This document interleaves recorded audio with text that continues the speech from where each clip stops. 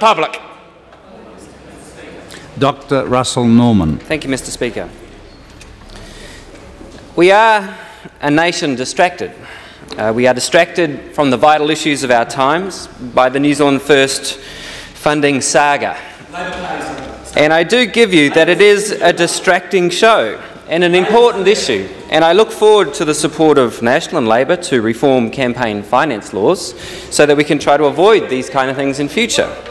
But we need to remember what really matters. And one of the things that really matters in this country is the calamitous pollution of our rivers, lakes and aquifers. Environment Waikato has just released a report showing that 3/4 of its rivers in the Waikato region are unsafe to swim in, and about 3/4 are unsafe for stock to drink from. They have increased nutrient, fecal and sediment loads in their rivers. Nitrogen and phosphorus are increasing at about 2% a year. Water pollution from intensive industrial dairy conversions is threatening the water supplies of Christchurch and Auckland. It's threatening the native species that live in and around our rivers and lakes. Our kids can no longer safely swim in our rivers, and even whitebaiting is becoming an endangered activity. The economic future of tourism and the primary sector are actually endangered. Whitebaiting is a treasured and iconic cultural food resource, but it is a New Zealand institution that is being eliminated in front of our very eyes by industrial dairy conversions. Only the Greens are speaking out about it and calling for action. Our rivers and streams are now so polluted and degraded that 2 of the species that make up the whitebait catch are actually endangered.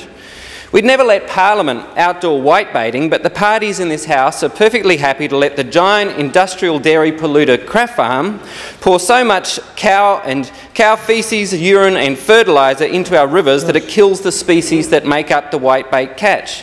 Kraft Farm are known colloquially as Crap Farm. We'd never let a regional council stop people whitebaiting, but when the industrial dairy polluter Kraft Farm ends up in front of the Environment Court 4 times in a row for cow faeces and urine in rivers and groundwater, we just let them carry on doing it. Because when Crap Farm got pinged in the Environment Court with a $37,500 fine for polluting a pristine river in the Hawke's Bay, they didn't care. They didn't care because they had a $5 million turnover on that property. It was a minor expense. How stupid are we that we let Crap Farm sell its milk to Fonterra? Fonterra happily buys the milk, making a fortune for both, and then Fonterra tells us how clean and green they are. Well, aside from being sick and tired of hearing about the New Zealand First funding saga, I'm also sick and tired of hearing Fonterra make promises about clean and green while continuing to collect milk from Crap Farm. And what is the government doing about it? The draft National Policy Statement on Freshwater Management. So let's see what's in it. The unenforceable preamble to the draft NPS says that one of the goals of the NPS is, quote, meet the recreational aspirations of New Zealanders, including that freshwater resources are swimmable, unquote. Well, I can go along with that. I agree with that. The objective section of the NPS waters this down a little bit, if you'll excuse the pun, to, quote, actions to ensure appropriate freshwater resources can reach or exceed a swimmable standard. So if it's not an appropriate freshwater resource, if that river isn't deemed appropriate, then Crap Farm is free to defecate in it and your kids can't swim in it. Oh, point of order, the Honourable Trevor Mallard. Mr. Speaker, I sort of don't really want to interrupt the member, but and he is talking about one of the worst polluters in the country and a company that is very challenging to regulators around the country. But I think he should refer to it by its proper name rather than the name that he's calling it at the moment. No, I thought that was the proper name, but I'm not. But if it's not, the use of that word in this chamber is unacceptable.